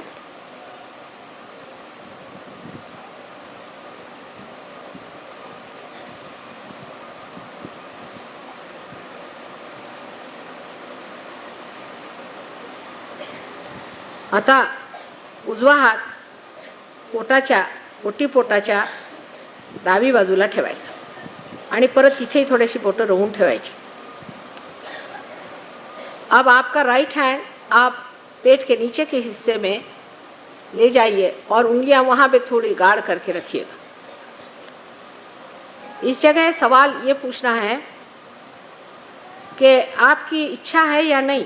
अगर आपकी इच्छा है कि आप शुद्ध विद्या को जाने, उस विद्या को जाने जिससे परमात्मा के नियमन आदि को आप जान सकते हैं और उसका चालन आप कर सकते हैं, उसकी शक्ति को आप समझ सकते हैं, उसे शुद्ध विद्या ऐसा कहते हैं. और यह शुद्ध विद्या जो है इसी चक्र से प्लावित होती है जिसे हम स्वादिष्ठान चक्र कहते हैं. स्वादिष्ठान के लेफ्ट हैंड साइड पर आपको ये कहना है कि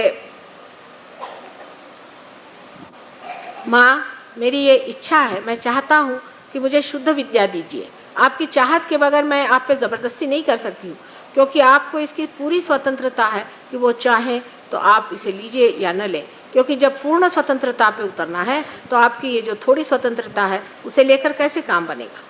आता इकडे हात असा डावा हात ठेवायचा ओटीपोटात आणि तिथे असं म्हणायचं की आई, मला शुद्ध विद्या द्या. शुद्ध विद्या ही विद्या परमेश्वराची जी ऋतंभरा प्रज्ञा आहे, त्याचं जे प्रेम आहे आणि त्याची जी शक्ती आहे त्याचं चालन कसं करायचं ते शिकवते. तेव्हा आधी शुद्ध विद्येचं तुम्हाला माझ्याकडनं मागणं करावं लागेल. मी काय जबरदस्ती करू शकत नाही, कारण तुम्ही पूर्ण स्वतंत्र आहात. पण अजून जी संपूर्ण स्वतंत्रता तुम्हाला मिळवायची आहे त्यासाठी ह्या स्वतंत्रतेचा मला मान ठेवला पाहिजे. आपण म्हटल्याशिवाय मी जबरदस्ती करू शकत नाही. म्हणून माताजी, मला कृपा करून आपण शुद्ध विद्या द्या असं 6दा म्हणा. 6 मर्तबा कहिए.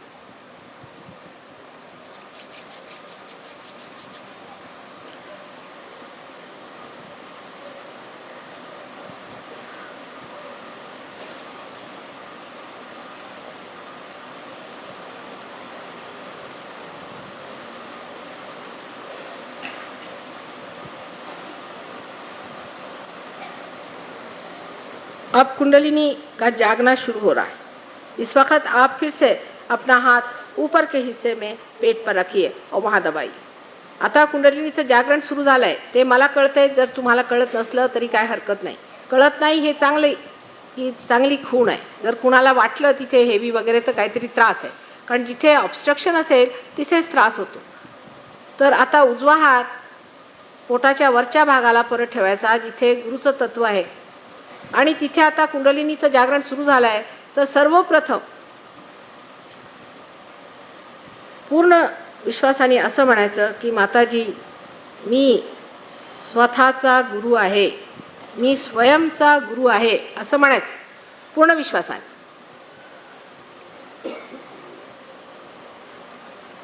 इस जगह अपना राइट हैंड रख के आप ये कहिए कि माँ, मैं स्वयं का गुरु हूँ. पूरे विश्वास और आस्था के साथ कहिए. इस वक्त मैंने ये गलती की, मैंने वो गलती की, या मैं किसी काम का नहीं, ये नहीं वो नहीं, ये सब बातें न सोचते हुए कृपया ये जानिए कि आप अपने स्वयं के गुरु हैं. सिर्फ कहने की बात है. थोड्या डोक्याच्या टोप्या काढून ठेवलेलं बरं होईल, कारण सहस्त्रारावर काम आहे. आईकडे कशाला टोप्या. हाँ, पूर्ण विश्वास और आस्था से अपने लिए कहिए.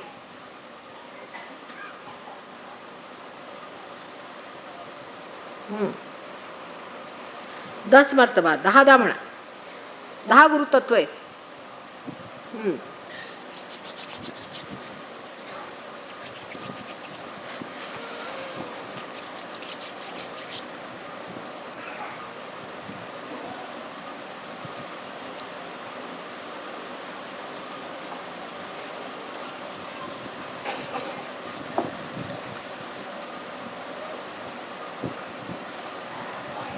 आता श्री गणेश हेच ब्रह्मस्वरूप आहे आणि आपण आत्म्याची गोष्ट करतोय तेव्हा तेच आत्मास्वरूप म्हटलं पाहिजे. तेव्हा त्यांना नमस्कार करून मनामध्ये आणि हृदयावरती हात ठेवा. आप श्री गणेश को नमस्कार करके हृदय पे हाथ रखें, क्योंकि इस जगह सबसे बड़ी बात आपको कहने की है. इसलिए उनका आशीर्वाद लेकर के आप कहिए पूरे विश्वास के साथ, माँ, मैं आत्मा हूँ, ये 12 मर्तबा कहिए.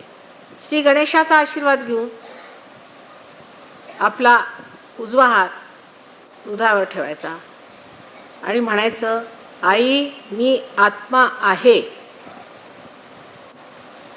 कोणची आशंका स्वतःबद्दल न ठेवताना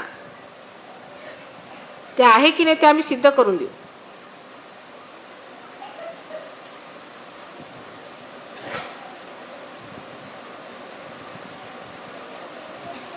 त्यावेळेला तर्क वगैरे करू नये. तर्काला वेळ आहे अजून. बरं आहे. आता हा उजवा हात 12दा म्हणा. जरासं थोडंसं प्रेशर दिलं पाहिजे उजव्या हाताने.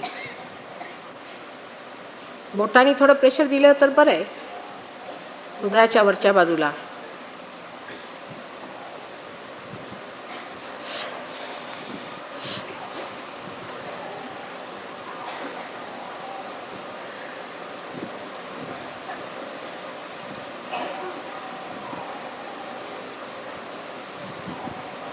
आता हा उजवा हात आपल्या मानेवर, जिथे खांदा आणि मान यांचा संबंध आहे त्या ठिकाणी त्या कोणावर ठेवून आवळून धरायचा. अब अपना राइट हैंड कंधे पर रखिए जहाँ पर गर्दन और कंधा मिलता है और जिस जगह ये कोण तैयार होता है उस पर सामने से हाथ रखिए, सामने से, और ज़ोर से दबाइए. ज़ोर से दबा के पकड़िए. ये बहुत ज़रूरी चक्र है. ये बहुत आजकल लोगों का ख़राब हो चुका है. इसकी वजह से अनेक बीमार हो जाते हैं. एक तो अगर आपने मंत्र कहा हो तो, आप अगर तंबाकू खाते हो तो, अब इसका अपने मन में बुरा नहीं मानने का, और या सिगरेट पीते हो तो, या आपने अपने को ये सोचा है कि मैं बड़ा पतित हूँ और मैं बड़ा गलत आदमी हूँ, मैंने बड़े दोष किए, मैंने बड़े अपराध दिए, ये सब चीज़ें करने से ये लेफ्ट विशुद्धि जो है ये पकड़ जाती है. इस चक्र पे आपको हाथ रख कर के कहना है कि माँ मैंने कोई अपराध नहीं किया, मैं अपराधी नहीं हूँ, आई एम नॉट गिल्टी. ह्या चक्रावर लेफ्ट विशुद्धीला पकड अशी येते. जर तुम्ही तंबाखू घेत असला, अर्थात ते महाराष्ट्रात वरदानच आहे लोकांना, तंबाखू किंवा सिगरेट पिणं किंवा आपल्याबद्दल अशी कल्पना करून घेणे की आपण फार पतित आहोत, वाईट आहे आणि काहीतरी आपल्यामध्ये भलं नाही होणार, अशा रीतीची निराशावादी जी कल्पना आपल्या डोक्यात येते त्यानेसुद्धा हे चक्र धरलं जातं. तसं चुकीचंच मंत्र वगैरे म्हटले की त्यानेसुद्धा चक्र धरलं जातं. तेव्हा कृपा करून हा हात असा धरायचा आवळून आणि तिथे एक 16दा असं म्हणायचं की आई मी कोणताच अपराध केला नाही, मी अपराधी नाही आहे, मी अपराधी नाही आहे, मी अपराधी नाही आहे, I am not guilty, I am not guilty, असं 16दा म्हणा. 16 मर्तबा कहिए.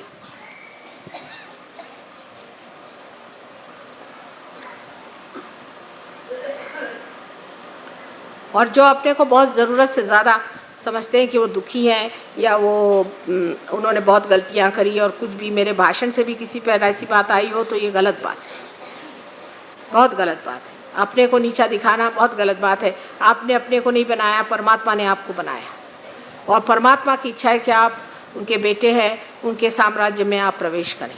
तो आप कौन होते हैं अपने को नीचा दिखाने वाले? ये सोच करके आप अपने को कहिए कि मैंने कोई दोष नहीं किया, मैंने कोई अपराध नहीं किया, मैंने कोई गलती नहीं करी. स्वतःबद्दल न्यून कल्पना करून घेणे हे फार चुकीचं आहे. कारण तुम्ही काही स्वतःला बनवलं नाही, त्या परमेश्वराने तुम्हाला बनवलेलं आहे आणि त्याला फक्त आता तुम्हाला आपल्या साम्राज्यात घ्यायचं आहे. तर त्याचे हात तुम्ही हे केले पाहिजेत. उलट तुम्ही सारखं मी वाईट, मला काही कामाचं नाही, मी वर जाऊ शकत नाही, माझं भलं होऊ शकत नाही असं म्हणत राहता. त्यांनी परमेश्वर तरी काय करणार? तेव्हा तुम्ही स्वतःबद्दल काय न्याय निवाडा घेऊ नका, परमेश्वराला करू द्या. तुम्ही परमेश्वराचे बनवलेले एक जिवंत प्रतीक आहात आणि त्यांनी तुम्हाला एक मंदिर स्वरूप बनवलेलं आहे. त्याच्यात फक्त दिवा पेटवायचा हे असं काही मोठं काम नाही आहे. त्यात मी हे चुकेलं ते चुकलं असं म्हणायचं नसतं. त्या मी काहीही दोषी नहीं, अपराधी नहीं, ऐसा 16दा म्हणा. 16 मर्तबा कहिए. और जिनको ऐसा लगता है कि वो बहुत है ही दुखी तो वो 108 मर्तबा कहे, अपने को थोड़ी सज़ा ले ले. जो लोग कहते हैं हमने बहुत गलती करी तो वो सज़ा भी ले ले. फिर से कहती हूँ, प्रसन्न चित्त होना चाहिए. मनुष्य को प्रसन्न चित्त होना चाहिए. और परमात्मा जो है वो दया के सागर हैं, कृपा के सागर है, प्रेम के सागर है, पर सबसे ज़्यादा क्षमा के सागर. परमेश्वर हा क्षमेचा सागर. त्या क्षमेमध्ये आपण काय चुका करू शकतो, कशाला दोष द्यायचा स्वतःला. कुणी तुम्हाला काय म्हटलेलं असलं तरी आता विसरून जायचं ह्या वेळेला. कोणाचं आपल्याला सर्टिफिकेट नको, परमेश्वराचं पाहिजे सर्टिफिकेट.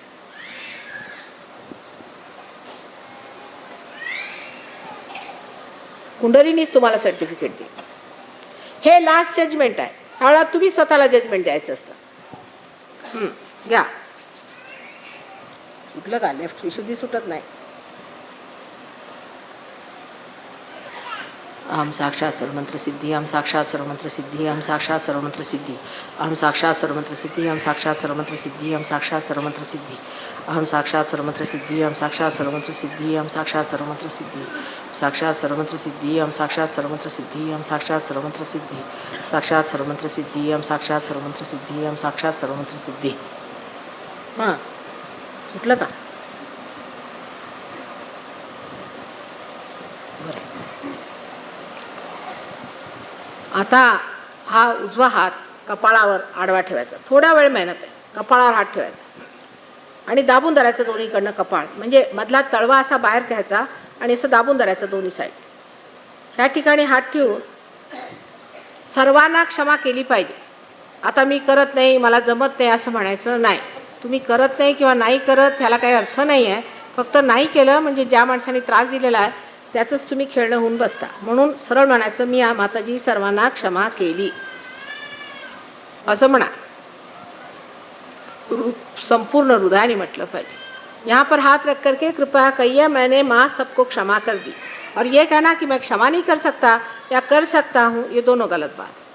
असल में बात यह है कि आपने अगर क्षमा नहीं कर दी तो आप उनके हाथ में खेल रहे हैं. इसलिए बेहतर है आप कह दें कि मैंने क्षमा कर दी. उसमें करना कुछ नहीं होता, सिर्फ कहना मात्र है कि मैंने पूर्ण हृदय से सबको क्षमा कर दी. और गिनते ना बैठिएगा किस किस को क्षमा की, किस किसने सताया. सिर्फ मैंने सबको क्षमा कर दी. मोघम म्हणायचं. मराठी भाषा में जो शब्द हैं वो हिंदी में नहीं जुटते. हाँ, काय आधी हिंदीवाल्यांना क्षमा करा आणि हिंदीवाल्यांनी मराठीवाल्यांना क्षमा केली पाहिजे असं दिसतंय. जरा प्रसन्न चित्त व्हा. आम्ही सारखं हसवते, कुणी प्रसन्नच होत नाही. एवढं सिरियस नाही काय आहे त्याच्यात. हां, आता उजवा हात डोक्यावर, डोक्याच्या मागे ठेवायचा. डोक्याच्या मागे असा धरायचा. आता हे ऑप्टिक लोब आहे बघा, आय साईटला किती फायदा होईल. इथे ठेवा असा हात, दोन्ही दाबून धरायचा. डावा हात माझ्याकडे, आता दाबून धरायचं आणि ह्या ठिकाणी म्हणायचं परमेश्वराला की जर माझं काही चुकलं बिकलं असेल तर क्षमा करा. पण त्याबद्दल स्वतःबद्दल न्यूनत्व घ्यायचं नाही. उगीच म्हणायचं म्हणून म्हणायचं. मी जर खूप वाचन केलं असेल, डोळे खूप वापरले असतील किंवा काय झालं असेल तरी जरी माझं काही चुकलं असेल तर तू क्षमा कर असं परमेश्वराला म्हणायचं. इस जगह हाथ रख के आप परमेश्वर से इतना कहें कि मेरी अगर कोई गलती हो गई तो उसे आप क्षमा कर दीजिए. लेकिन इसका ये मतलब नहीं कि आप अपने को कुछ नीचा गिराएं या किसी तरह से कहें कि मैंने ये गलती कर दी, वो गलती कर दी. वो गिनने की ज़रूरत नहीं है. वो सब परमात्मा जानता है और कुंडलिनी भी जानती है.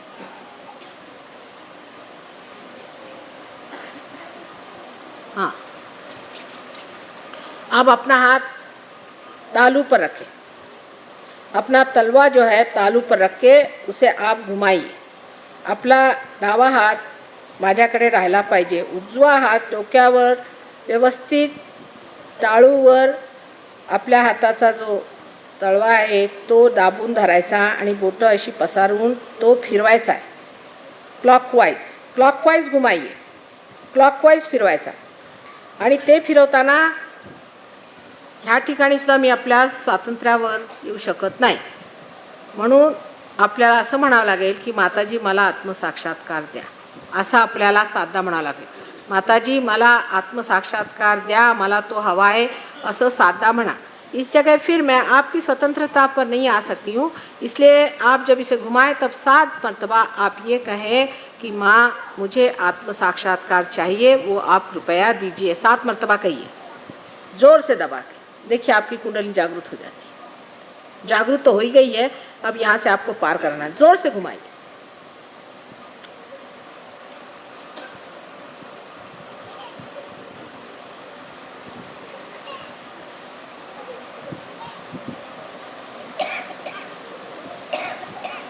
अब 7 मरतबा कहिए।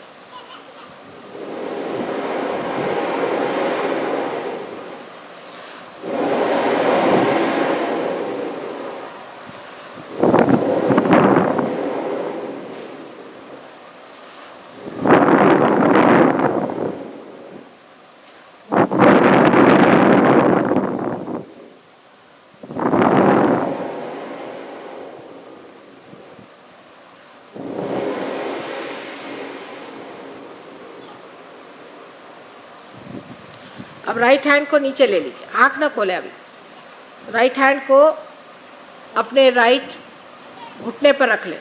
आता राइट हँड खाली घ्या, उजवा हात आणि उजव्या गुडघ्यावर ठेवा।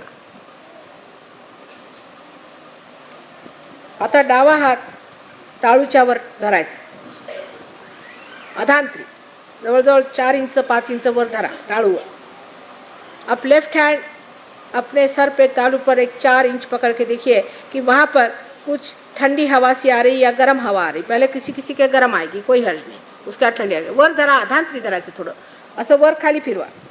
कृपया अधांत्री ऐसे पकड़ें और ऊपर इस तरह से, और उसको देखें कि क्या ठंडक आ रही है सर के अंदर से, आपके सर के अंदर से। बहुत सूक्ष्म है, इसलिए चित्त वहाँ पे सूक्ष्म डाल करके। निर्विचार तो आप लोग सब हो ही गए। अब राइट हैंड से देखिए, लेफ्ट हैंड हमारे ओर करिए और राइट हैंड से देखिए। धीरे धीरे आंख भी खोल सकते हैं, लेकिन निर्विचार रहें, विचार नहीं करें। आप रह सकते हैं निर्विचार। आप देखिए, सर के ओर चित्त रखें और देखिए आ रही ठंडक।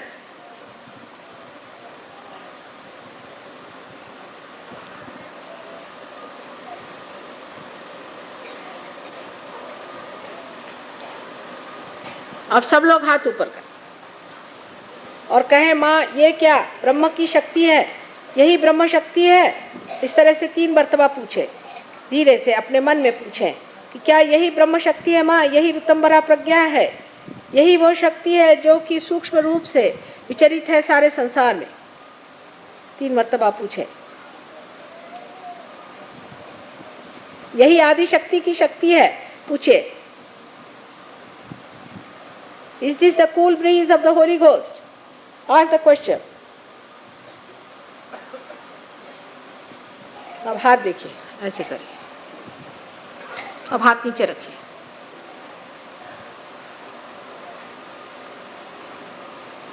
ठंडक आ रही है? आ रही। निर्विचार है, निर्विचार, एकदम शांत। ये शांति जो है आत्मा की शांति, इसको पाए बगैर शांति की बातचीत करना बेकार।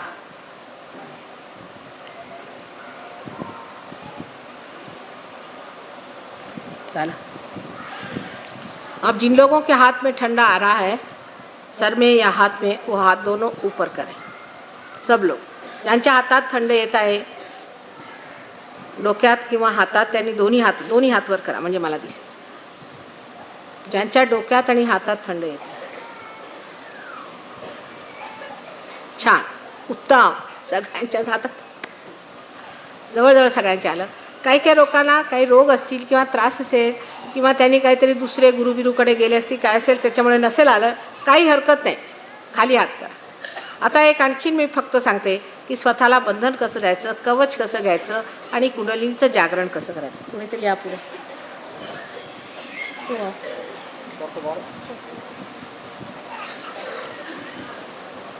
आधी डावा हात माझ्याकडे। आता विचार करायचा नाही, ह्याच्यावर विचार नाही आहे, तर्क नाही, तुम्ही विचारांच्या पलीकडे। डावा हात परत माझ्याकडे। आता बंधन कसं द्यायचं ते सांगणार आहे।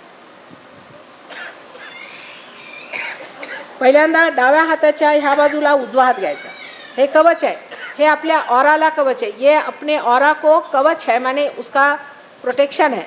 1 मर्तबा ऐसे उठाना, इससे कोई सी भी दुष्ट प्रवृत्ति अंदर नहीं आ सकती। 1, शुरू करा, परत सुरू करूया.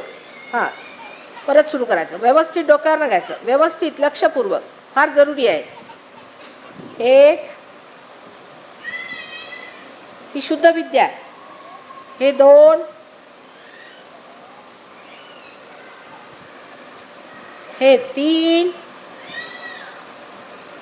हे 4, हे 5, हे 6, हे सर्व 7 चक्रांना. आणि हे 7, हे प्रोटेक्शन आहे. घरातून जाताना वगैरे एकदा घेतलं की काहीही त्रास होणार नाही. बरं, दुसरी शुद्ध विद्या अशी की समजा जर तुम्हाला काही करायचं असलं, कुणाला बोलवायचं असलं, किंवा तुम्हाला काही कार्य करून घ्यायचं असलं, किंवा कुणी तुम्हाला त्रास देत असला, त्याचं असं सहज नाव हातावर लिहून घ्यायचं आणि अशी बंधनं द्यायची 3दा. 1, 2 आणि 3 करून बघा, कार्य होईल. कार्य आता ह्या स्थितीत सुद्धा होऊ शकतं. इथे लिहून घ्यायचं नाव. 1, 2 आणि 3. हे प्रेमाचं आहे, प्रेमाचं बंधन आहे. आता कुंडलिनी कशी उचलायची, की असा हात, डावा हात आपल्या इथे ठेवायचा. बघा, स्वतःची कुंडली, तुमची सगळ्यांची. तसे आमचे फोटो वगैरे घ्या, फोटोमध्ये व्हायब्रेशन्स आहेत, ते सांगतीलच कसं करायचं. उजवा हात असा ठेवायचा, हा असा फिरवायचा, असा आणि डावा हात सरळ वर करत जायचा. अशी कुंडलिनी. हे बघा. चला आता चालू आहे. आता हे डोक्यावर घेऊन जायचं आहे. इसको इस तरह से घुमाते घुमाते आप सर पे ले जाए और कंधे को खुला छोड़ दे और गर्दन पीछे छोड़ के और एक इस तरह से गांठ मारे. परत फिर से हाथ को इस तरह से घुमाएं और दूसरा हाथ लेफ्ट हैंड है, उसे धीरे धीरे ऊपर की ओर उठाते हुए आता खांदे जे आहेत मोकळे सोडा. अशी मान मागे सोडून एक असं वेटोळं देऊन आणि असं बांधून टाकायची. एक गाठ. शेवटी आता 3 गाठी. परत. अब देखिए जल्दी जल्दी हाथ मूवमेंट होगी. अब 1, 2, 3. अब देखिए हाथ में क्या लागला ना, ये सूक्ष्म है. अब जागृति हो गई, अंकुर आ गए, लेकिन अब इसका वृक्ष बनाना है. सबको इसकी इज्जत करनी चाहिए, समझना चाहिए. बहुत बड़ी चीज़ हमें मिल गई. जन्म जन्म की पूंजी पाय. हे मिळालं.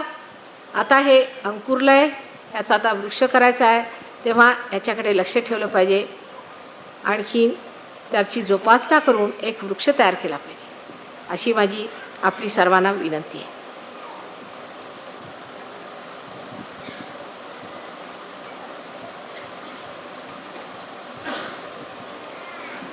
आणि आता काही न बोलता शांत राहिलं पाहिजे. ह्याच्यावर वादविवाद नाहीत. आपली निर्विचारिताचा मजा उचलला पाहिजे. तुमच्या हातात नाही वाद आहे. आता ह्यानी कसं लोकांना बरं करायचं, स्वतःला बरं कसं करायचं, सगळं काही तुम्हाला शिकवण्यात येईल. त्याबद्दल काहीही पैसे वगैरे कोणीही घेत नाही, त्याचा काहीही मोबदला नको, फक्त ते शिकलं पाहिजे.